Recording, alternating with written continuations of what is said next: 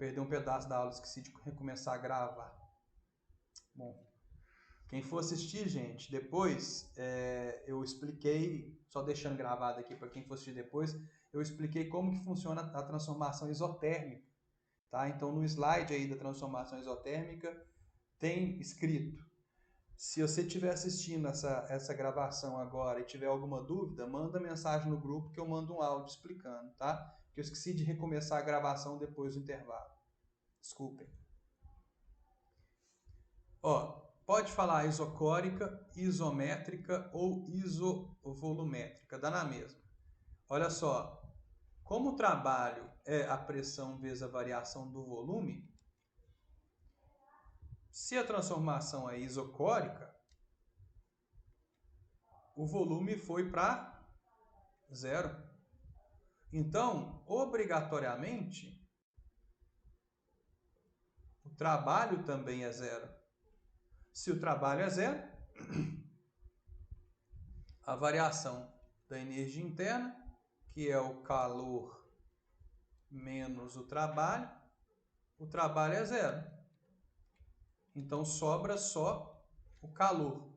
Em uma transformação isocórica, o gás ele só ganha ou perde energia na forma de calor. Não dá para você realizar trabalho, né? Por quê? Porque não tem variação de volume. Escrever isso aqui, ó, notinha de rodapé também. Em uma transformação isocórica, o gás só ganha ou perde energia na forma de calor. Ok?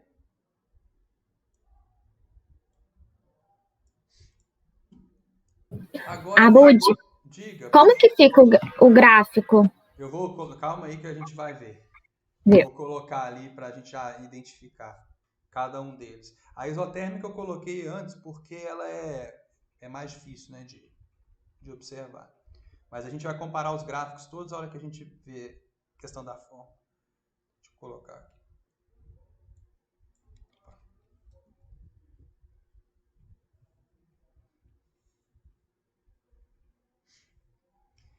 Bom, agora existe, quando a gente fala da primeira lei, existe uma novidade, né? Existe uma transformação nova, que é a transformação adiabática.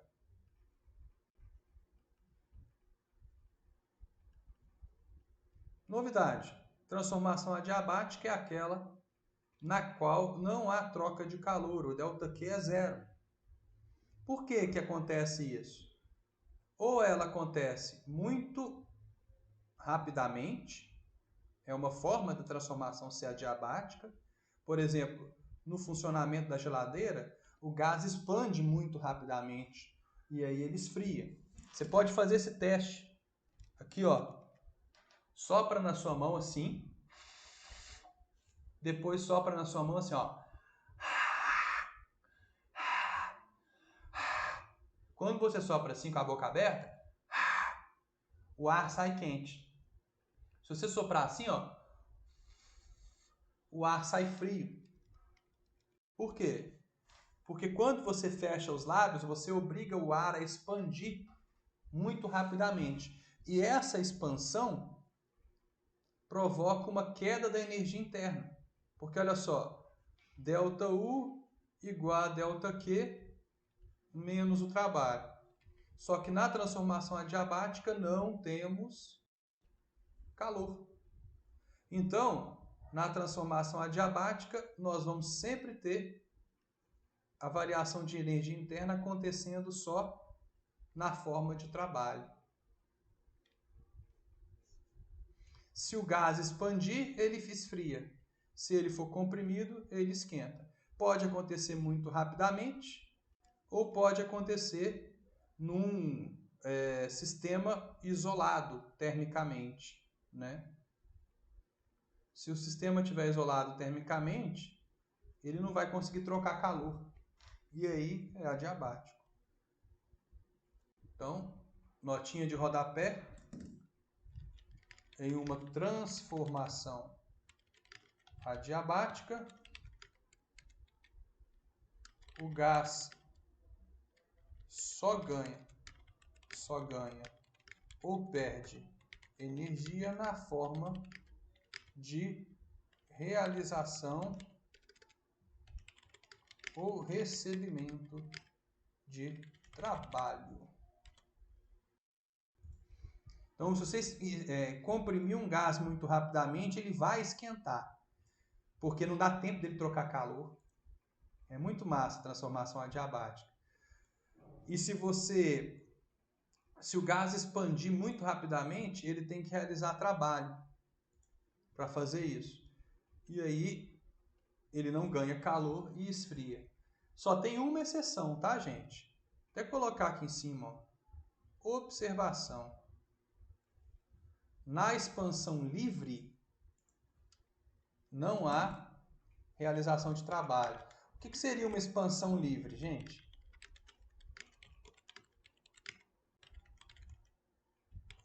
Quem me fala?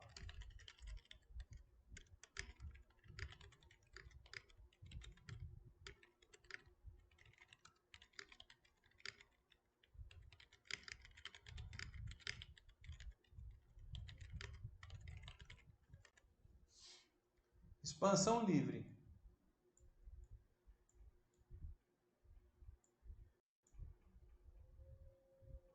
Imagina que você tem uma garrafa térmica com ar comprimido dentro dela. Aí você chega num ambiente que é vácuo e abre essa garrafa e o gás faz assim, ó, ele expande. Só que como está no vácuo, ele não tem que empurrar nada para expandir, então ele não gasta energia. Então se a expansão for para o vácuo, não tem gasto de energia, tá bom? Chama expansão livre. Agora olha só. Uma coisa muito importante. O gráfico da adiabática parece o gráfico de uma isotérmica. Só parece, tá? Mas não é. Por exemplo, como que eu identifico o gráfico de uma transformação isotérmica? Ah, é aquela parábola que você falou, Abud. É uma parábola. Mas a parábola da transformação isotérmica é diferente da parábola da transformação adiabática, tá? Tipo assim, ó. Na transformação isotérmica, eu vou ter uma pressão A e um volume A.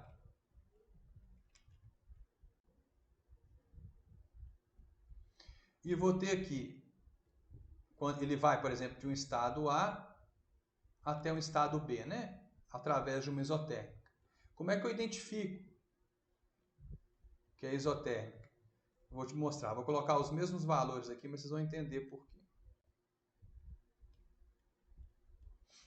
Ele vai para o estado B. Mas olha só. Ele está no estado A, onde o volume é VA e a pressão é 2PA. E aí ele vai para um estado onde o volume é 2VA e a pressão é 2PA. Na transformação isotérmica, eu tenho essa relação aqui. Abud, o 2VA, a pressão é PA só, né? Não? 2PA em cima e PA embaixo. É porque você falou 2PA embaixo de novo. Ah, tá. É PA embaixo. Na transformação isotérmica, a gente tem uma transformação assim, ó. PI-VI igual a PF-VF. Então, a multiplicação de pressão e volume sempre dá o mesmo número. 2PA vezes VA é 2PA. PA vezes 2VA é 2PA, VA. Tá vendo? Sempre a multiplicação de pressão e volume vai ser um valor constante. Isso é uma característica da transformação isotérmica.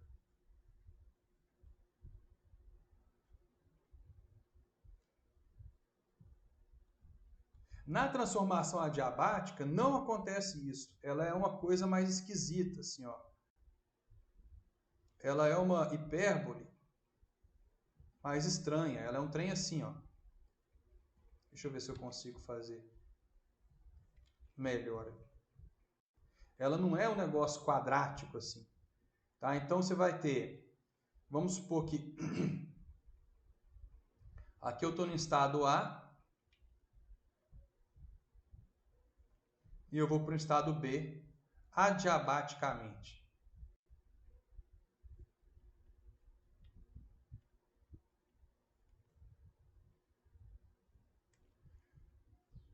Eu não vou ter essa relação, então eu posso ter, só lembrar aqui, qual que varia mais, se é a pressão ou se é o volume.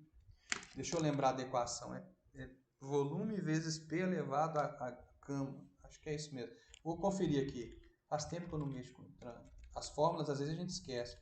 Transformação adiabática fórmula.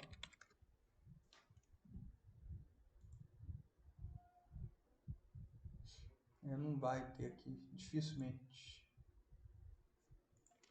Ele tem o coeficiente de Poisson.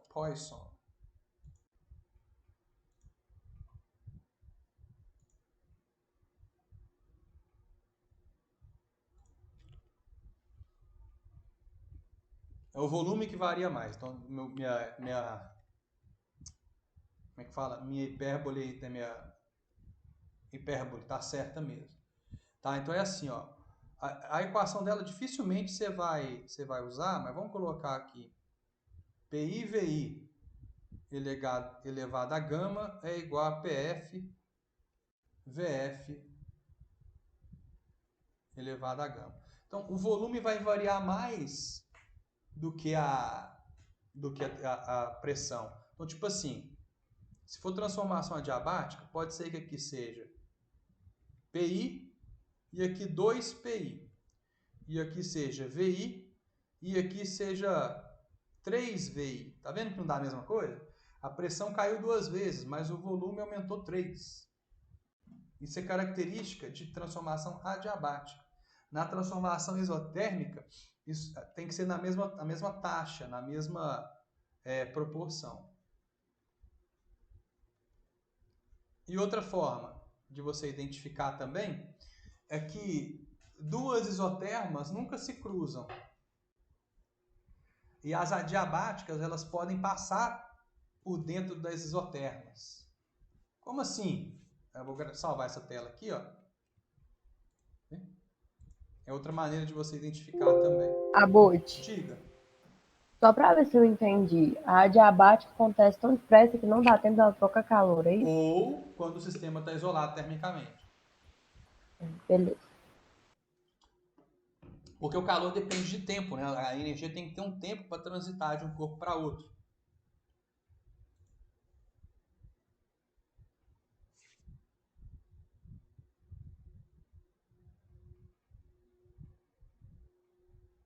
Tem algum exemplo de uma transformação adiabática no dia a dia? Oi? Teria algum exemplo de uma transformação adiabática no dia a dia? Tem, a geladeira funciona com transformação adiabática. Ela tem um encanamento que ele sofre um estrangulamento. Tipo assim, ó. Na geladeira, o encanamento tá assim.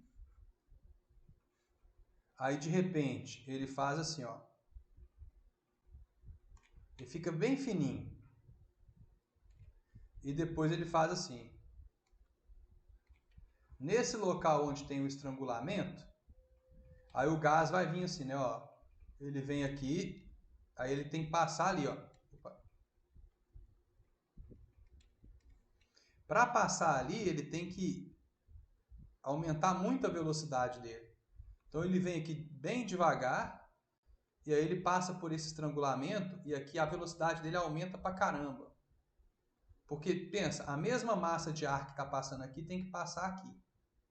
Só que aqui, ela tá vindo bem devagar e tal. Aí, essa compressão, o compressor serve para isso, para fazer com que o gás passe aqui, nesse estrangulamento, e a hora que ele sai por aqui, ó, ele sai numa velocidade muito grande. Ele faz tipo isso que a gente faz com a boca, né? Só que numa intensidade muito maior. Então, durante essa parte aqui, ó, isso aqui, ó, é uma transformação adiabática da geladeira.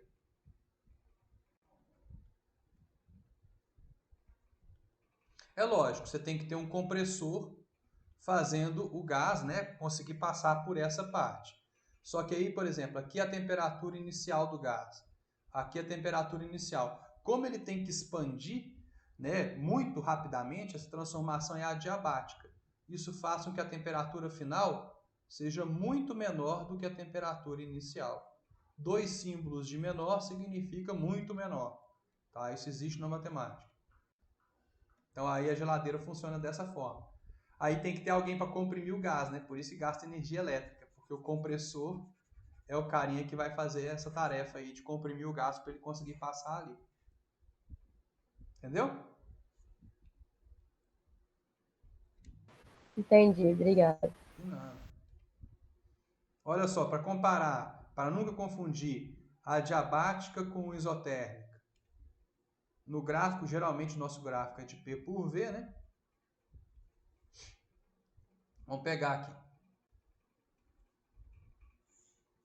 Vamos supor que a gente tem aqui duas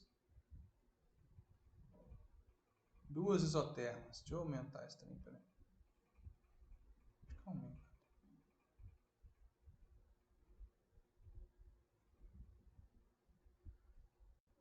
Difícil é fazer a hipérbole, mas aqui eu acho que vai dar. Então, olha só, imagina que tem uma isoterma aqui. Não pode depois subir, né? Isso aqui está errado.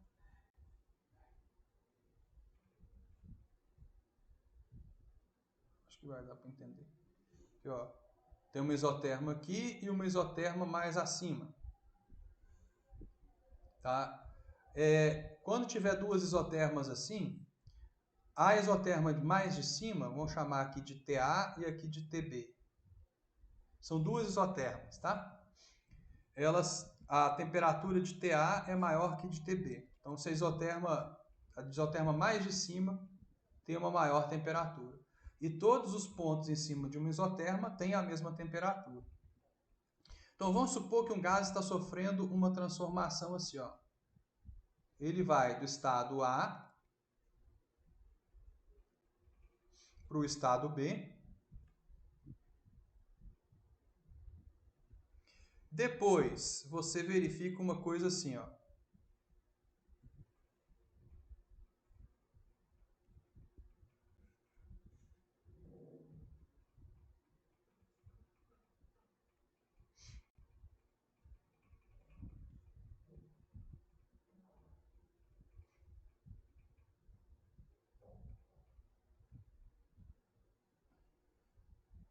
Vou colocar o estado mesmo mais embaixo.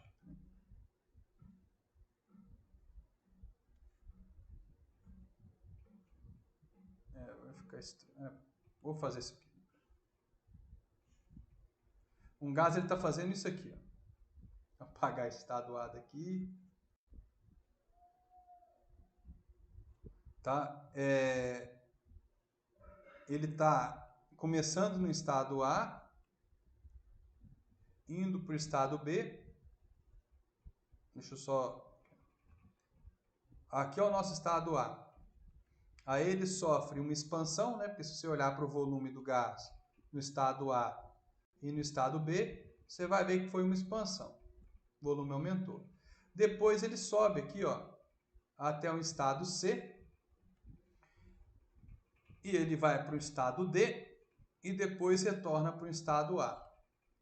Tá? Então aqui eu vou deixar pontilhado para você lembrar que isso aqui é uma isoterma A e uma isoterma B.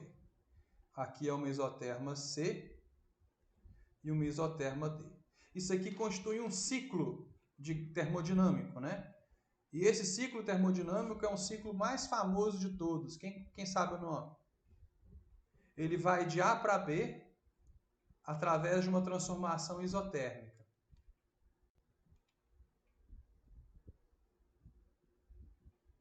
Depois ele vai de B para C através de uma transformação adiabática. Mas como que você sabe que é adiabática? Tem que ser adiabática porque duas isotermas nunca se cruzam. Tem que ser adiabática. E não é uma linha reta, né? Depois ele vai de C para D ao longo de uma isotérmica. A curva chama isoterma, tá? Depois ele vai de D para A de volta como uma adiabática. Isso é um ciclo, né? Ciclo porque o gás termina e começa no mesmo lugar. Que ciclo é esse? Quem sabe o nome?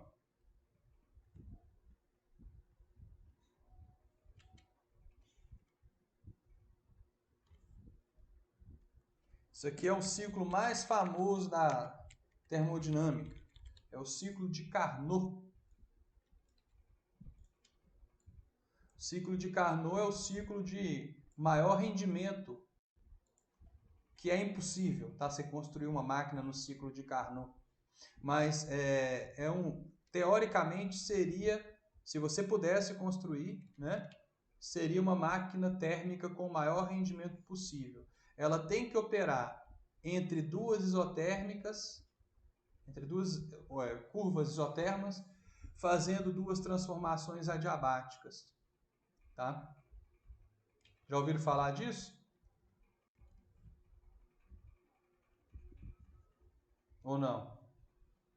Então, quando você vai construir um motor, uma máquina térmica, você se policia pelo ciclo de Carnot. Você sempre vai ter um rendimento menor do que o ciclo de Carnot e menor do que 100%. Daqui a pouquinho a gente vai falar disso. Então, para identificar adiabáticas, você lembra que as adiabáticas sempre podem cortar as isotérmicas, mas isotérmicas não se cortam, tá bom? Então, olha só, um ciclo comum gasoso. Vou colocar aqui um ciclo teoricamente fácil, para a gente analisar juntos.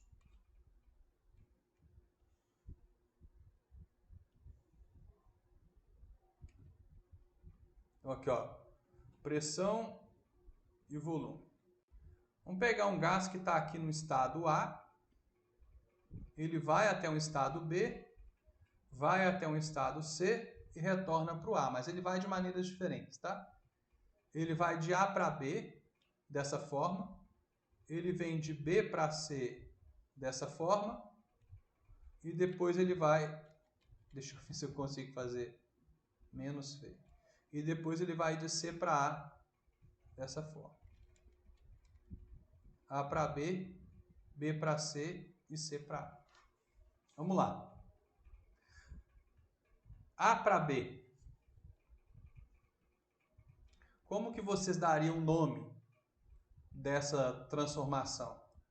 Olha só, aqui está a pressão do ponto A, aqui está a pressão do ponto B. A pressão aumentou. Então isso foi uma pressurização, certo? Concorda? É uma pressurização. Aumentei a pressão.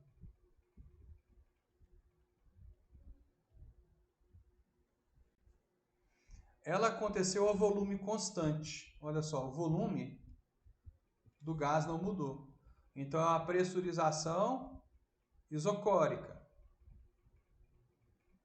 Nessa pressurização isocórica, agora olha a pergunta de ouro.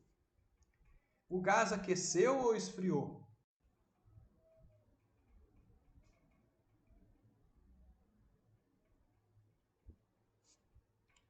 Pensa aí e me fala. De A para B, o gás esquentou ou esfriou?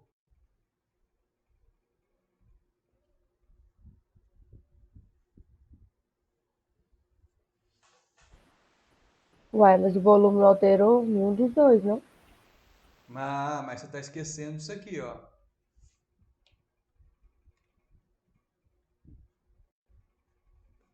A temperatura, ela é diretamente proporcional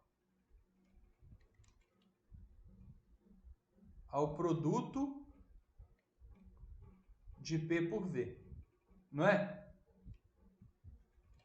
Olha só, se o produto de P por V aumenta, a temperatura também aumenta, considerando o número de mols constante. PAVA é menor do que PBVB, não é? Concorda? Então, houve um aquecimento.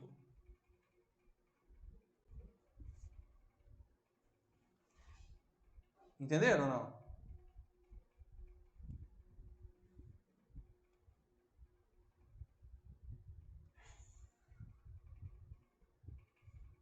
Bom, espero que sim.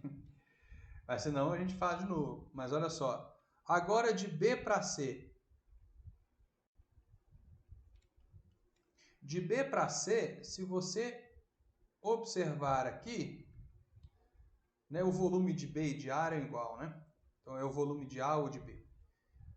O volume do B virou um volume do C, aumentou bastante. Então o gás foi uma expansão. Isso aqui é uma isoterma. Eu tentei fazer uma isoterma. Então, a expansão isotérmica. Não foi nenhum aquecimento, nem um resfriamento, porque é isotérmico. Ok. De C para A, o volume diminuiu. É uma compressão, mas isso aconteceu com pressão constante. Ó. É uma compressão isobárica. Aí a minha pergunta de novo. O gás esquentou ou esfriou nessa compressão isobárica?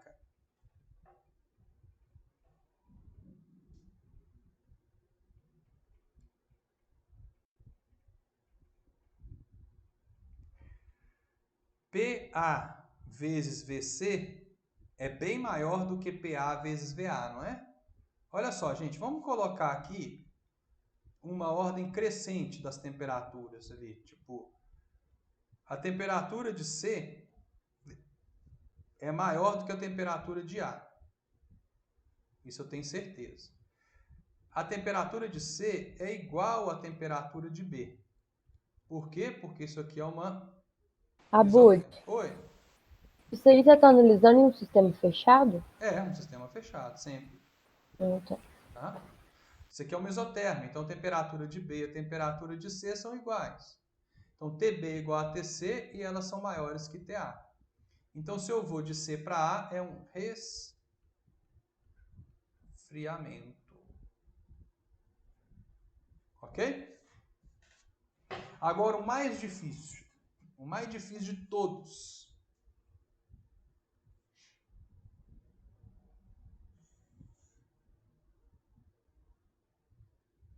Eu quero que vocês me digam onde o gás ganhou ou perdeu calor, onde o gás ganhou ou perdeu, recebeu ou realizou o trabalho.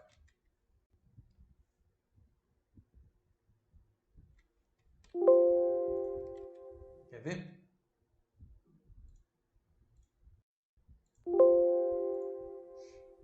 Vamos lá.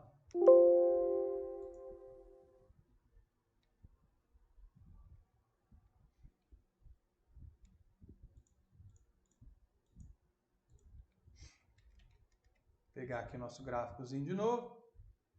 Vou trazer ele para cá. Aumentada nele, ficar melhor de trabalhar. Tirar essas coisas aqui, ó. Não vou precisar disso aqui mais, só quero analisar onde ele ganhou ou perdeu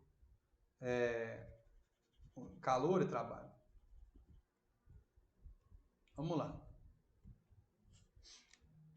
A gente vai ter que pensar o tempo todo na primeira lei da termodinâmica. Ó. Aqui, gente, é o fechamento da primeira lei da termodinâmica. Se você entendeu o que eu estou fazendo aqui nesse gráfico, você finalmente entendeu a primeira lei. Tá? Presta atenção. De A para B, foi uma pressurização isocórica, houve um aquecimento. Só que de A para B, não houve trabalho. É isocórico. Certo? Se não houve trabalho, a variação da energia interna é igual a igual ao calor. Ok? Para ele aquecer, você concorda então que ele tem que receber calor? Eu vou colocar uma setinha assim, ó, entrando no gás, ó. Finge que o gás está aqui dentro. De A para B, teve que ter entrada de calor. Finge que o gás está aqui dentro, tá? Para ficar mais fácil. Todo mundo concorda comigo? Porque não tem como entrar energia na forma de trabalho, porque é isocórico. Isocórico não tem trabalho. De B para C, foi uma expansão isotérmica. Se é isotérmico, a variação de temperatura é zero. Então, a gente já viu que quando a variação de temperatura é zero, a variação de energia interna também é zero. Então, acaba ficando com trabalho igual ao calor. De B para C foi uma expansão. Se foi uma expansão, o gás perdeu energia na forma de trabalho. Vou colocar um W aqui, setinha saindo, ó. Ok? Perdeu energia na forma de trabalho. Mas ele tem que ter ganhado energia na forma de calor. Por quê? Porque na expansão isotérmica, qualquer transformação isotérmica, o que sai é igual ao que entra. E de C para A? De C para A foi uma compressão isobárica. Na compressão, eu tenho uma variação de volume negativo. Então, significa que o trabalho é negativo. Significa que o gás recebe trabalho. Então, houve um recebimento de trabalho aqui. Aqui entra trabalho no gás. Certo? Entrou trabalho no gás, mas ele esfriou mesmo assim. Por quê? Porque saiu calor. Ó que massa. Tá bom? Fechou? Entenderam? Tudo isso que eu fiz aqui, vocês entenderam? Por que que entra aqui? Por que que sai ali?